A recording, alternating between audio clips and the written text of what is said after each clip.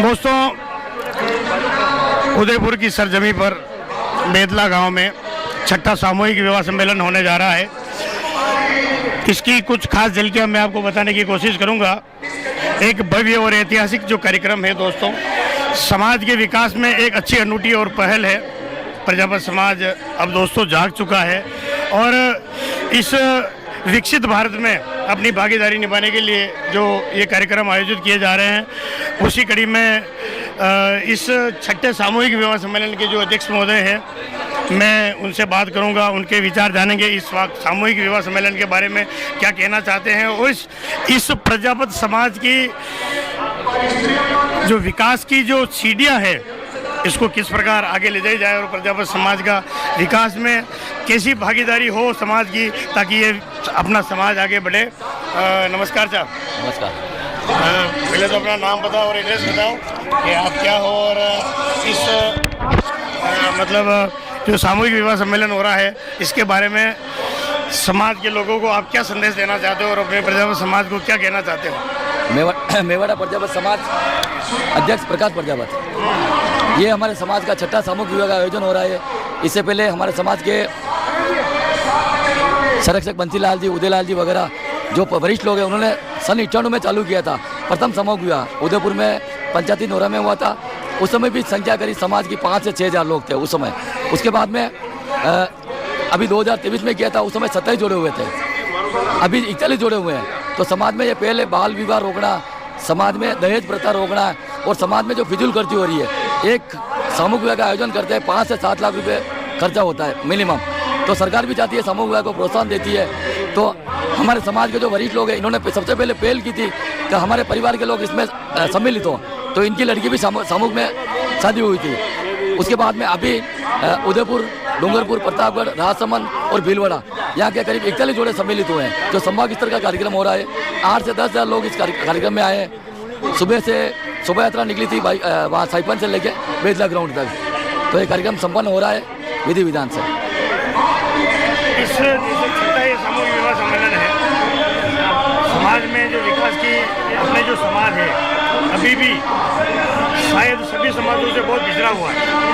शिक्षा के क्षेत्र में, राजनीतिक क्षेत्र में, है ना। और हिंदुस्तान के अंदर शायद लगभग 6% सर बहुत पिछड़ा हुआ है। उदयपुर आपका हो सकता है, हम उदयपुर की बात नहीं कर रहे हैं, उदयपुर आपकी भागीदारी है, पर बाकी दूसरी जगह मैं सब जगह जाता हूँ, सब जगह घूमता हूँ, लगभग नहीं के बराबर है सर।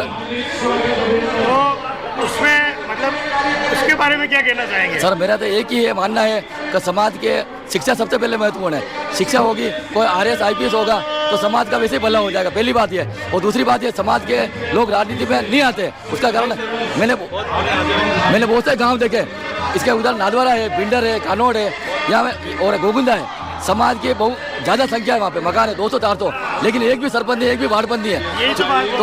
तो उनकी ये भी तो अपने समाज की गलती है, आगे आना चाहिए। अपने समाज के लोग पीछे चले जाते हैं। तो मेरा एक ही निवेदन है कि समाज के लोग राजनीति में और शिक्षा में आगे आएंगे तो समाज का वैसे भला हो जाएगा।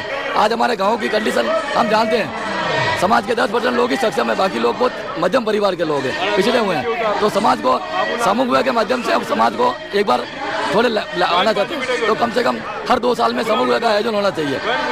चाहे उदयपुर में इस बार हो गया, हो सकता है अगली बार बिंडर चोकले में होना चाहिए, फरारा चोकले में। तो उससे क्या समाज पे लोड नहीं पड़ता है और जोड़े सम्मिलित वहाँ भी हो जाए, जागृति आनी चाहिए।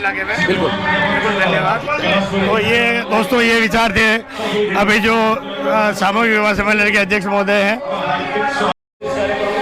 दोस्तों, अभी मैंने आपको इस कार्यक्रम के जो अध्यक्ष हैं उनसे बातचीत करवाई, उनके विचार जाने। अब मैं इस जो प्रजापत समाज की जो ये संस्थाएं चल रही हैं, ये बहुत सारी संस्थाएं हैं, इनके वरिष्ठ कार्यकर्ता, संस्थापक और इस क्षेत्र के एक मतलब समाज के सूत्रधार कह सकते हैं। अच्छा, दूसरी बात, राजनीतिक में जिनकी सक्रिय भागीदारी है, बंसीलाल जी, आप कई बार अध्यक्ष रह चुके हैं और हम तो आज भी आपको ही अध्यक्ष मानते हैं, चाहे क्योंकि आपकी जो भागीदारी है, आपकी समाज में जो प्रति जो जिज्ञासा है वह वाकई में काबिल तारीफ है। तो आपसे जानना चाहेंगे, क्या कुछ कहना चाहेंगे इस समाज के लिए? पहले तो आप अपना पूरा एड्रेस, पता और अपना परिचय दीजिए ताकि लोगों को पता चले। सर्वप्रथम तो मैं आपका स्वागत और अभिनंदन करता हूं। आप इतने दूर से हमारे इस कार्यक्रम को कवरेज करने के लिए आए हैं, पुनः बधाई और स्वागत करता हूं आपको। रही बात आपके हमारे समाज के बारे में, तो वास्तव में आप जो एक बात अभी अध्यक्ष जी से बात कर रहे थे कि हमारा समाज बहुत पिछड़ा हुआ है। था कभी हमारी यही हालत थी।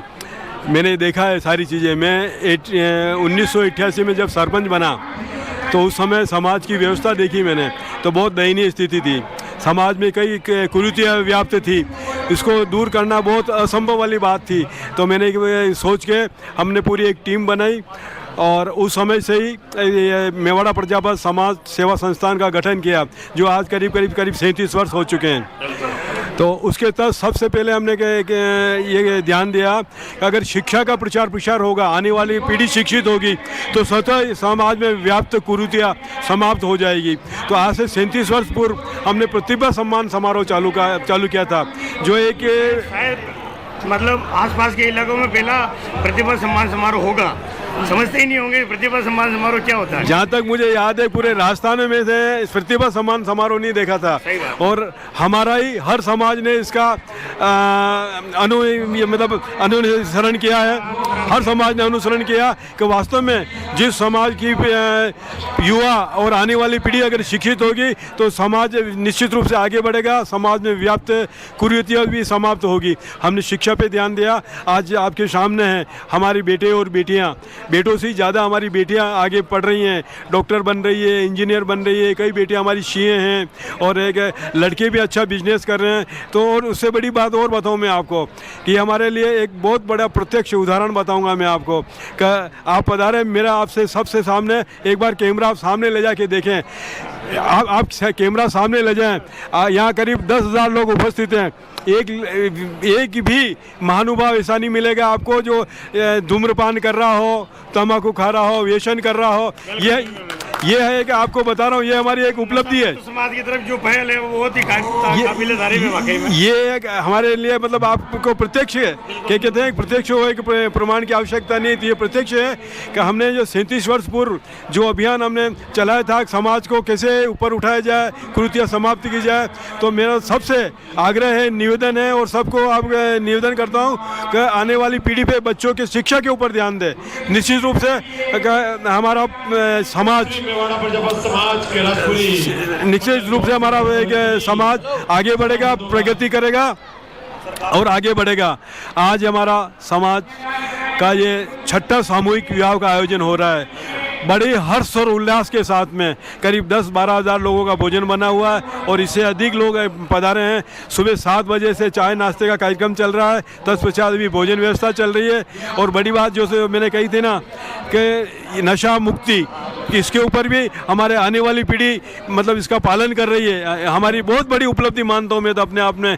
जो पौधा हमने 37 वर्ष पूर्व बोया था, आज वो है कुछ रूप लेने लगा और उसकी यौन अवस्था आने लगी। हाँ, उसका मतलब आने लगा है। आज हम 6ठा सामूहिक विवाह का आयोजन कर रहे हैं इसी मैदान में, राधाबाई जीवाजी प्रजापति स्टेडियम में। ये तीसरा सामूहिक विवाह है। इससे पहले 3 विवाह उदयपुर में आयोजित किए जा चुके हैं।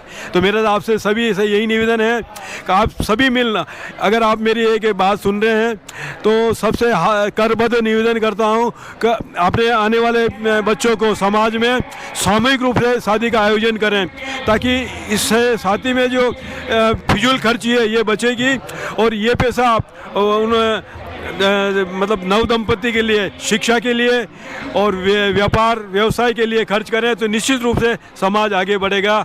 मैं इस कार्यक्रम में आप पधारे कवरेज के लिए आपका पुनः स्वागत अभिनंदन करता हूं, और एक निवेदन करना चाहूँगा कि हमने बहुत ही अल्प मतलब निवेदन पर ये निवेदन किया था समाज से सभी जगह से, लेकिन सब लोग पधारे, ये हमारे लिए एक बहुत बड़ी उपलब्धि है। इसे साथ जय श्री देवी जी, जय हिंद, जय भारत।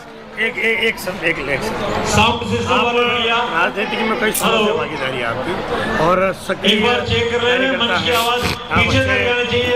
मतलब इस कार्यक्रम में जो मंच से संचालन हो रहा है उसका ध्वनि इस इलाके में विस्तार राजस्थान या इसी आसपास के इलाके में सुननी सबसे बात आपकी कहना चाहते तटस्थ भागीदारी बाद में क्या है कि राजनीतिक बात का बतंगड़ हो जाता है। तो मैंने जो भी बताया था कि अपनी समाज के अंदर पूरे हिंदुस्तान में 6.6% के लगभग अपनी हिस्सेदारी पूरे हिंदुस्तान में अपनी जनसंख्या प्रजापत समाज की।